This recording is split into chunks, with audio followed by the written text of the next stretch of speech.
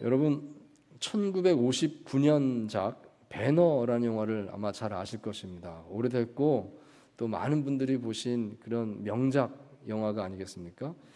미국 아카데미 영화제에서 가장 많은 한 번에 11개의 상을 받은 영화로 지금까지 기록으로 남아있는 그런 영화가 되겠습니다.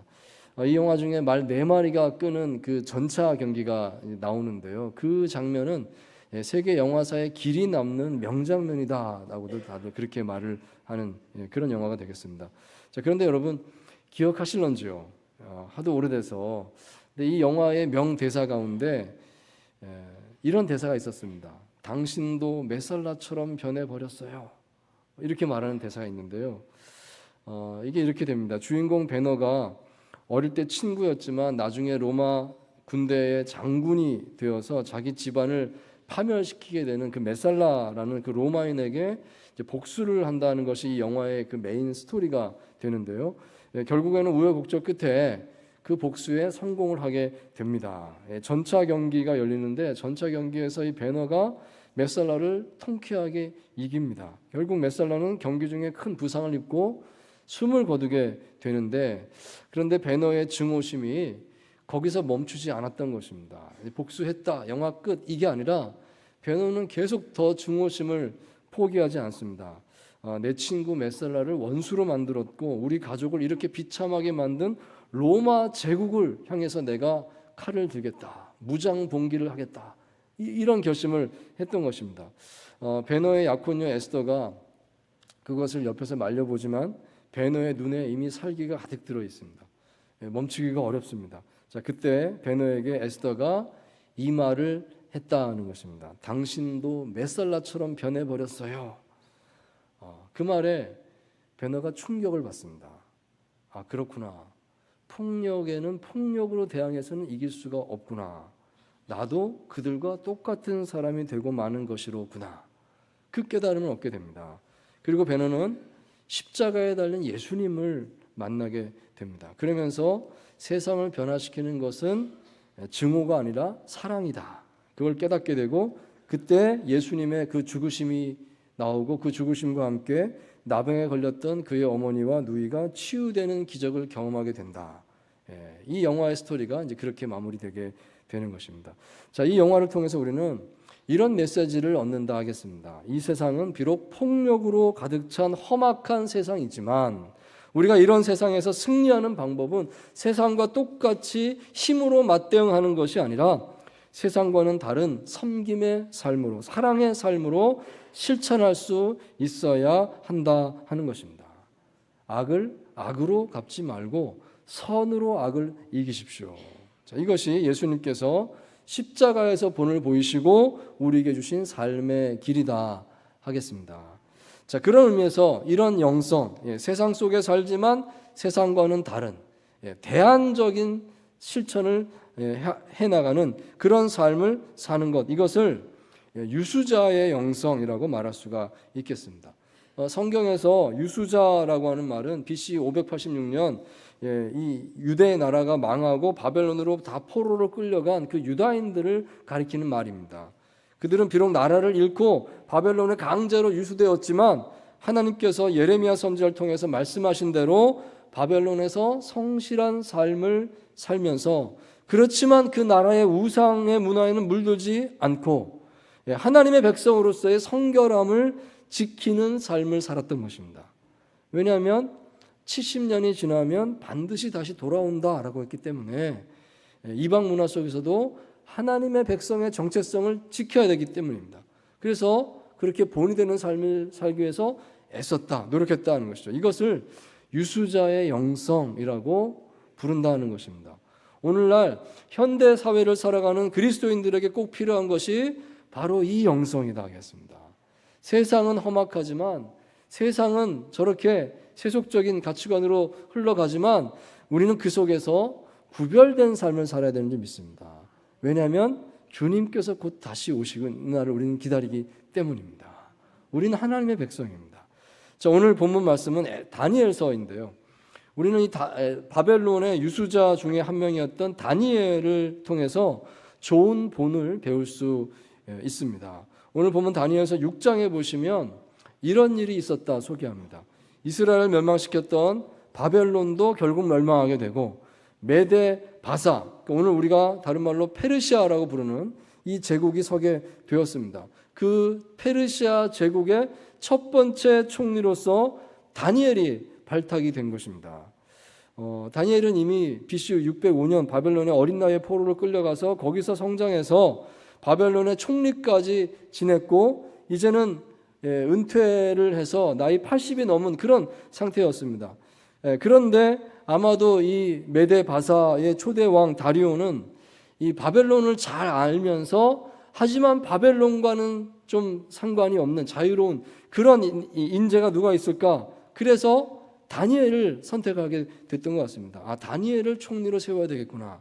그렇게 된 겁니다. 자, 그런데 그렇게 다니엘을 총리로 세우게 되니까 주변 사람들의 시기가 대단했다는 것입니다. 그 주변 사람들이 다니엘을 끌어내리기 위해서 모함거리를 찾았습니다. 하지만 찾지 못하니까 결국 계략을 짜서 다니엘을 공격을 했습니다. 여기 7절 말씀 보시면 그들이 이렇게 했다 나오죠. 다리오 왕에게 와서 건의를 한 것입니다. 왕이시여, 앞으로 30일간 누구든지 왕 외에 어떤 신에게나 사람에게 무엇을 구하면 사자굴에 넣는 법을 만들어야 합니다. 이렇게 제안한 겁니다. 즉 이것은 매일 기도하는 다니엘을 겨냥해서 만든 법입니다. 기도하는 사람은 사자굴에 던져 넣으십시오. 이렇게 한 거죠. 이 다리오 왕은 허영심에 빠져서 이게 계략이라는 것도 모르고 그냥 무조건 도장을 쾅 찍어주고 말았습니다. 자, 그래서 다니엘은 하나님께 기도하는 중에 체포돼서 굶주린 사자가 있는 그 굴 속에 던져지게 됐는데 놀랍게도 하나님께서 천사를 보내서 사자들의 입을 막으시고 그를 살려주셨습니다. 기적이 일어났던 것입니다. 결국 다니엘을 죽이려던 사람들이 반대로 사자굴에 던져지게 되고 그들이 죽임을 당하게 되는 대역전이 일어나게 되었더라. 이것이 다니엘서 6장에 나오는 그 사건의 이야기입니다. 여러분, 우리는 오늘 본문의 이 다니엘로부터 소중한 교훈을 얻을 수 있습니다. 다니엘은 결코 폭력을 당할 때 폭력으로 맞대응하지 않았던 것입니다. 사실 생각해보면 다니엘은 얼마든지 그렇게 할 수 있었을 것입니다. 왜냐하면 총리니까요. 한 나라의 총리인데 힘이 없겠습니까? 분명히 마음먹으면 대항할 수 있었습니다. 자기 편을 끌어모으고 뭔가 해볼 수 있었을 것입니다. 자, 하지만 다니엘은 그렇게 하지 않았습니다. 우리는 유수자 다니엘로부터 폭력적인 세상을 이기는 그리스도인의 영성을 배운다 하겠습니다. 이렇게 세상을 이기는 것이구나. 어떻게 우리는 이 세상의 폭력적인 도전을 잘 이겨낼 수 있을까요? 자, 첫째로 우리는 하나님의 주권을 믿는 믿음에 자신을 맡길 수 있어야 하겠습니다. 하나님의 주권을 믿는 믿음, 이 믿음이 중요합니다. 자, 6장 10절 말씀을 같이 다시 한번 읽겠습니다. 시작. 다니엘이 이 조서에 왕의 도장이 찍힌 것을 알고도 자기 집에 돌아가서는 윗방에 올라가 예루살렘으로 향한 창문을 열고 전에 하던 대로 하루 3번씩 무릎을 꿇고 기도하며 그의 하나님께 감사하였더라. 아멘. 자, 여기 말씀 속에 중요한 교훈이 들어 있습니다. 여러분, 이 표현을 눈여겨 보시기 바랍니다. 다니엘은 조서에 왕이 도장에 찍힌 것을 알고도 라고 말을 했습니다. 알았다는 것입니다. 다니엘은 모든 상황을 파악하고 있었습니다. 자신이 기도를 하면 그러면 어떻게 된다. 체포당하겠구나. 굶주린 사자들이 있는 그곳에 내가 던져지겠구나. 그는 상황을 인지하고 있었다는 것입니다. 자, 그렇지만 그러면서도 그는 꿋꿋하게 하던 기도를 계속했습니다. 평소에 기도하던 장소에서 그것도 창문을 열어놓고 기도했다라고 되어 있습니다. 그럴 수 없었을까요? 한 30일만 기도를 좀 참으면 안 될까요? 30일 동안 이 법이 있으니까 30일만 참으면 피해갈 수 있는데 적어도 기도하더라도 문을 좀 닫아놓고 기도하면 안 될까요? 그러면 안 들킬 수 있고 몰래 기도할 수 있지 않습니까? 근데 뭐하러 문을 열어놓고 기도를 했던 것일까요? 다니엘은 피할 수 있었지만 피하지 않았다는 것입니다. 그는 공개적으로 하던 기도를 계속했습니다. 왜 그랬던 것일까요? 자, 이것은 바로 다니엘이 세상의 폭력에 대항하는 방법이었습니다. 다니엘은 하나님의 주권을 믿었다는 것입니다. 분명히 이렇게 생각해 볼 수 있습니다. 다니엘은요, 이때에 하나님께 기도했을 것입니다. 하나님 어떻게 할까요? 그때 하나님께서 그에게 이렇게 말씀하셨지 않겠습니까? 다니엘아, 담대하게 너의 약함을 드러내라. 나는 너의 약함을 들어쓰기를 원하노라. 너는 내가 세상을 다스리는 주권자임을 믿느냐? 하나님께서 이런 말씀을 주지 않으셨겠습니까? 다니엘은 그 하나님의 말씀을 믿고 순종했다 하겠습니다. 오늘 성경을 읽는 우리들은 그 결과를 알고 있습니다. 뭐 사자굴에 던져져도 천사를 보내서 하나님께서 입을 막으시고 건져 주십니다. 알고 있습니다. 하지만 그때 다니엘은 몰랐을 것입니다. 내가 저기 던져지면 죽을 수 있다는 사실을 생각하지 않을 수 없었을 것입니다. 그렇지만 다니엘은 결단했습니다. 내가 죽는 것이 하나님 뜻이라면 그렇게 하겠습니다. 살든지 죽든지 나를 통해서 오직 하나님만 영광을 받으시옵소서. 하나님의 다스리시는 주권에 자신을 맡겼습니다. 여러분, 지난 주일에 설교 말씀 전해주셨던 그 튀르키예의 김요한 선교사님 간증 영상을 한번 유튜브에 나와 있는데 한번 보십시오. 그런 말씀하셨었는데 혹시 보셨는가요? 그 영상에 보면요, 그 간증하신 중에 이런 일이 있었다 말씀을 하십니다. 어느 날 튀르키예의 극렬 무슬림 몇 사람이 몰래 김요한 선교사님을 속이고 그 교회 신자가 된 것처럼 들어와서 예배 자리에 앉았다는 것입니다. 그리고 몰래 카메라로 선교사님의 설교를 다 촬영을 했다는 것이죠. 그리고 그것을 미리 사전 예고도 없이 갑자기 TV에서 생방송으로 내보낸 겁니다. 이런 사람이 있다 그러면서 뭐 고발한다 하면서 생방송을 내보낸 거예요. 그 선교사님의 설교 중에 모하멧은 거짓이다, 구란도 거짓이다, 뭐 이런 설교 말씀을 하셨는데 그 설교 그 부분만 딱 따가지고 전국으로 생방송으로 나가게 된 겁니다. 그 순간에 막 전화가 막 빗발치는 거죠. 막 문자 메시지가 날라오면서 너 죽이겠다, 너 오늘 밤을 넘기기 힘들 줄 알아라, 이런 식으로 막 협박의 메시지가 왔다는 겁니다. 결국 이 선교사님은 긴급하게 집을 빠져나와서 온 가족이 피신을 할 수밖에 없었고, 그래서 다른 곳에 몰래 숨어 있다가 겨우겨우 튀르키예를 빠져나갈 수밖에 없었다 하는 것입니다. 자, 그리고 약 한 6년 후에 하나님께서 이 김요한 선교사님을 다시 튀르키예로 부르셨습니다. 아니, 거기 가면 죽을 수 있는데, 근데 다시 부르셨어요. 가서 재판을 받아라. 재판이 세 번째 재판인가 열리게 되는데 그 재판에 참석을 하게 하신 겁니다. 이 재판 결과가 앞으로 모든 튀르키예 선교의 성패를 결정하는 중요한 것이 되었습니다. 이 검사의 그 구형은 법정 최고형 사형이었습니다. 하나님께서 세상을 다스리시는 주권자이심을 믿습니다. 이 고백하는 마음으로 선교사님은 순종해서 법정에 섰다는 것입니다. 내가 여기서 죽는 것이 하나님 뜻이라면 받아들이겠습니다. 근데 놀랍게도 법정에서 검사가 발언을 먼저 하는데 이런 말을 하더랍니다. 피고인은 이러이러한 말을 했고 이러이러한 가르침을 했으니 사형에 해당되는 것이 마땅하다. 그럼에도 불구하고 꾸라는 성경이 아니라는 피고인의 말, 모하멧은 선지자가 아니라는 피고인의 말은 부인할 수 없는 사실이며, 몰래카메라로 피고인을 촬영하여 동의 없이 TV로 방송한 것은 불법 행위였으므로 피고인의 무죄를 인정합니다. 갑자기 검사가 그렇게 선언하면서 이 모든 재판이 끝나게 됩니다. 판사가 검사가 그렇게 말하니까 그냥 무죄로 선고하고 끝냈다. 그렇게 되었다는 겁니다. 기적이 일어났다 하는 것입니다. 그 이후로 튀르키예에서 기독교 선교는 법적으로 자유를 얻게 되었습니다. 기독교 선교라는 것은 법으로 처벌할 수 없다. 왜냐하면 판례가 생겼기 때문에 하나님께서 일부러 그렇게 하셨다는 것입니다. 자, 오늘 우리의 삶의 자리에서도 하나님께서는 우리가 이 폭력적인 세상의 문화에 맞서서 하나님의 주권을 믿는 선택을 할 수 있겠는가 물어보실 것입니다. 하나님께서 세상 모든 것을 다스리심을 믿습니다. 나를 공격하는 저 사람들조차도 하나님의 손 안에 있음을 믿습니다. 그러므로 죽든지 살든지 나는 하나님의 주권을 인정합니다.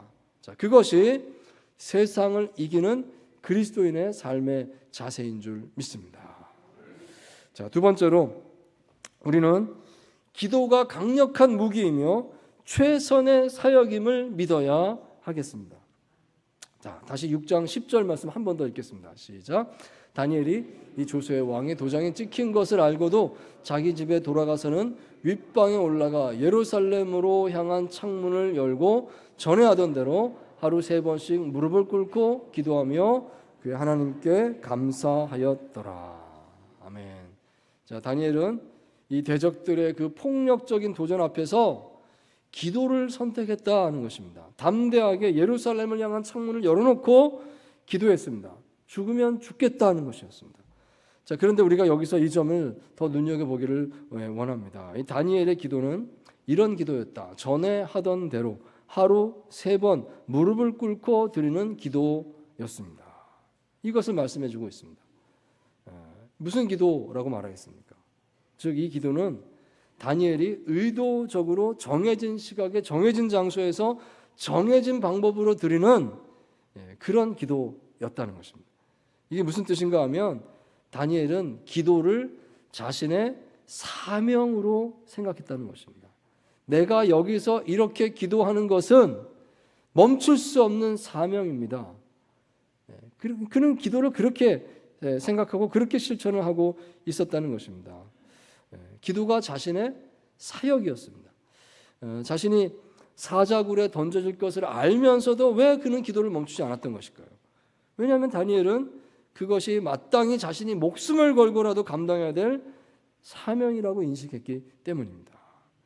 열왕기상 8장에 보시면 46절 이하의 말씀에 이런 기록이 있습니다. 솔로몬 왕이 성전을 다 건축하고 성전 봉헌 기도를 드리는데 그 내용 속에 이런 부분이 들어있는 것입니다. 하나님, 당신의 백성들이 혹시 죄를 지어서 외적의 침입을 받게 되고 그래서 그 나라에 끌려가서 노예로 살게 된다고 할지라도 그곳에서 이 성전을 향하여 마음을 돌이켜 기도하거든 하늘에서 하나님 들어주시고 우리를 용서하시고 회복시켜 주시옵소서.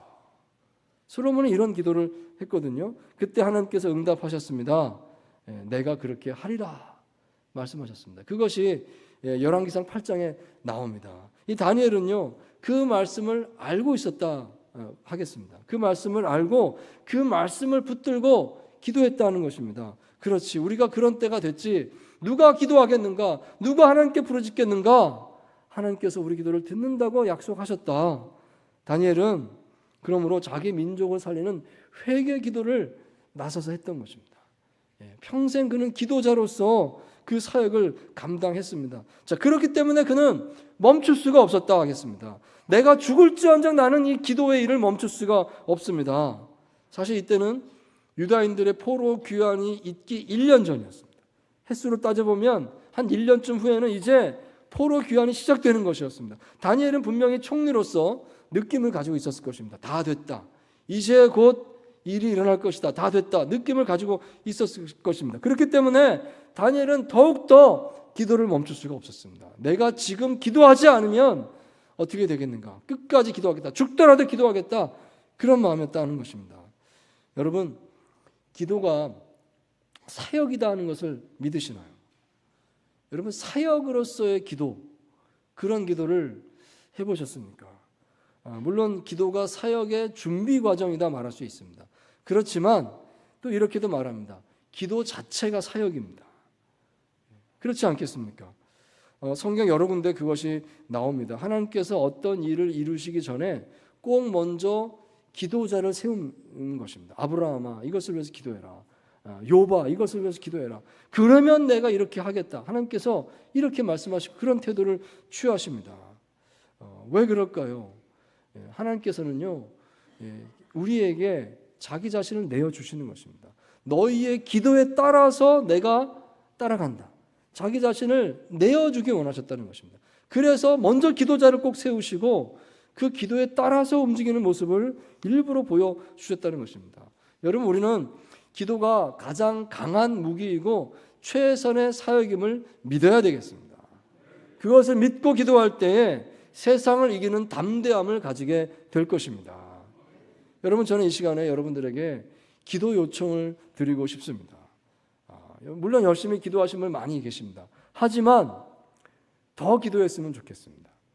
우리 교회가 정말 기도하는 교회가 되어야 되겠습니다.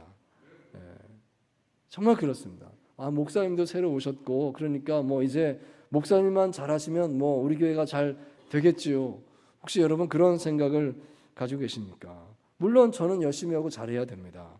자, 그렇지만 여러분 이걸 기억하십시오. 제가 잘한다고 잘 되는 것이 아니라 모든 하나님의 역사는 기도의 결과인 줄 믿습니다. 기도로 되는 것입니다. 우리가 기도한 만큼 이루어질 줄 믿습니다. 하나님은 우리의 기도를 보시는 것입니다. 기도하라. 기도만큼 될 것이다. 이게 하나님의 뜻이라는 것을 여러분 꼭 기억하시기 바랍니다. 이 시간 저는 특별히 우리 남성들의 기도를 요청드립니다. 좀 그런 면이 있는 것 같아요. 한국 교회는 여성들이 기도한다. 그러니까 여성들이 저렇게 열심히 기도하니 남자들은 좀 덜 기도해도 될 것 같다. 이런 의식이 우리 남자들 마음속에 있는 것 같아요. 없으십니까? 없으시면 다행입니다. 근데 있다면 우리가 회개할 수 있게 되길 바랍니다. 우리 집안에서 여자 한 사람이 기도하면 나머지는 다 기도 덕을 본다. 성경적일까요? 저는 아니라고 생각합니다. 여러분 디모데전서 2장 8절 말씀 보시면 이렇게 말씀합니다. 그러므로 각 처에서 남자들이 분노와 다툼이 없이 거룩한 손을 들어 기도하기를 원하노라. 아멘. 이 사도 바울이 에베소에서 목회하고 있었던 디모데에게 준 이 목회 서신의 한 부분입니다. 남자들로 하여금 기도하게 해라 라고 적혀 있습니다.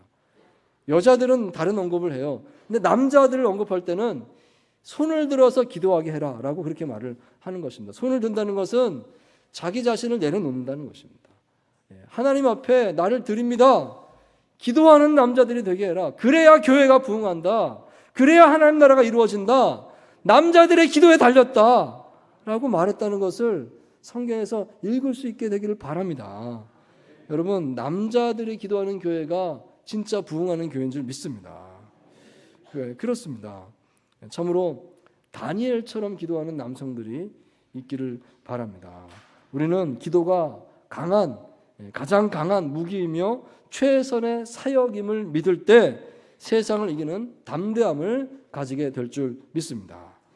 자, 세 번째로 또 우리는 감사의 능력을 믿어야 하겠습니다. 자, 6장 10절 말씀을 다시 한번 읽습니다. 시작. 다니엘이 이 조서에 왕의 도장이 찍힌 것을 알고도 자기 집에 돌아가서는 윗방에 올라가 예루살렘으로 향한 창문을 열고 전에 하던 대로 하루 3번씩 무릎을 꿇고 기도하며 그의 하나님께 감사하였더라. 아멘. 자, 여러분 여기 마지막에 감사하였다 이 표현을 눈여겨 보시기 바랍니다. 다니엘의 기도가 어떤 기도였습니까? 한마디로 말해 보십시오 할 때 그의 기도는 감사 기도였습니다 라고 그렇게 되어 있습니다. 여러분 이것이 참 특별한 표현이다 하겠습니다. 다니엘이 도대체 무엇을 감사했다는 말인가요? 사실 지금 다니엘이 처한 상황은 그렇게 긍정적인 상황이 아닌 것입니다. 이스라엘 민족은 여전히 바벨론의 포로에 의해서 이제 페르시아의 포로로 잡혀있는 그런 상황 아니겠습니까? 예루살렘 성전은 그대로 무너져 있는 상태입니다. 그리고 다니엘 자신은 이 나라에서 비록 총리가 되었다고 하지만 계속해서 자신을 죽이겠다는 사람들이 어찌 그리 많은지요. 많은 사람들이 생명의 위협을 주고 있습니다. 이제 곧 다니엘은 사자굴에 던져질 그런 형편에 있었습니다. 그걸 알고 있는 것입니다. 자, 그런데도 다니엘의 기도가 어떤 기도인가? 감사 기도였다는 것이죠. 자, 도대체 다니엘은 어떤 감사의 기도를 드렸던 것일까요? 그렇습니다. 이것은 이렇게 말해야 하겠습니다. 다니엘의 감사는 믿음으로 미래를 바라보고 하나님을 신뢰함으로 드리는 감사였다 하겠습니다. 다니엘서 9장에 보시면요, 다니엘의 기도문이 거기 쭉 나오고 있습니다. 그 가운데 9장 2절에 이런 고백이 나오는 걸 봅니다. 여기 이렇게 되어 있습니다. 곧 그 통치 원년에 나 다니엘이 책을 통해 여호와께서 말씀으로 선지자 예레미야에게 알려주신 그 연수를 깨달았나니 곧 예루살렘의 황폐함이 70년 만에 그치리라 하신 것이니라. 아멘. 다니엘이요, 선지자 예레미야의 그 예언서를 읽었다는 것입니다. 읽으면서 마음의 확신을 가졌습니다. 70년이 차면 우린 돌아간다. 그러니까 횟수를 해버린 거죠. 헤아려 보니까 다 됐다. 이제 곧 일이 일어났구나. 다니엘은 그것을 너무나 마음의 확신으로 가졌다는 것입니다. 그래서 다니엘은 그 예언의 말씀을 붙들고 이것이 이루어질 줄 믿습니다. 그 믿음으로 감사 기도를 드렸다는 것입니다. 여러분, 그런 기도, 믿음으로 이루어질 것을 믿고 드리는 감사 기도, 이 기도가 세상의 그 도전을 이기는 강한 능력의 기도가 되는 줄 믿습니다. 참으로 오늘 이 다니엘의 이야기가 그것을 분명히 보여주는 것입니다. 하나님께서 감사 기도를 드리는 다니엘을 사자굴에서도 건져 주셨습니다. 감사 기도를 드릴 줄 아는 자가 세상을 이기는 강한 능력을 받게 될 줄 믿습니다. 여러분, 그러므로 충분히 감사를 표현하시기 바랍니다. 이 감사를 의지적으로 표현하셔도 괜찮습니다. 감사할 것이 있어야 감사하죠가 아니라 미리 이루어질 일들을 믿음으로 감사하면서 하나님께 고백할 수 있게 되기를 바랍니다. 감사함이 능력이 된다는 것은 이미 심리학적으로 또 경영학적으로도 증명이 되었습니다. 미국 캘리포니아 대학 심리학과 로버트 에먼스 교수는 그 유명한 감사 일기 실험이라고 하는 걸 했습니다. 일기를 꾸준히 쓰십시오. 그런데 억지로라도 좋으니까 무조건 감사합니다. 일기 쓰십시오. 감사합니다. 뭐가 됐든 오늘 감사합니다. 쓰라는 겁니다. 자, 그런 일기를 쓰고 그 일기를 쓰는 사람의 이제 뇌 구조를 검사를 한 겁니다. 그랬더니 뇌파 검사도 하고 다 해봤더니 그 뇌 구조가 변형된다는 것을 확인을 한 것입니다. 뇌에서 스트레스를 견디고 기쁨을 만들어내는 부분이 활성화되는 것을 밝혀냈습니다. 그렇구나. 감사가 뇌 구조를 바꾸는구나 하는 것을 알게 됐다는 것입니다. 뿐만 아니라 전 세계 50개 나라 192개 회사를 대상으로 또 조사를 했는데요. 감사를 많이 말하는 분위기의 회사, 그러니까 일부러 그 회사 안에서 감사 운동을 한 겁니다. 감사합니다. 이걸 서로 하게 한 거예요. 자, 그랬더니 그런 회사가 그렇지 않은 회사보다 생산성, 목표 달성도 또 직무 만족도에 있어서 더 우수하더라. 그게 밝혀졌다는 것입니다. 그러니까 통계적으로도 이 경영에서 이 감사가 효과가 있다는 것이 입증이 됐다는 것입니다. 자, 사랑하는 성도 여러분, 우리가 이 세상의 폭력에 대해서 어떻게 대응해야 할까요? 첫 번째로 하나님께서 세상의 주권자이심을 믿으시기 바랍니다. 두 번째로 기도가 가장 강력한 무기고 최선의 사역임을 믿으시기 바랍니다. 그리고 세 번째로 여러분, 감사의 능력을 믿으십시오. 오늘도 험한 세상에서 영적으로 승리하시는 저와 여러분 되시기를 주의 이름으로 축원드립니다.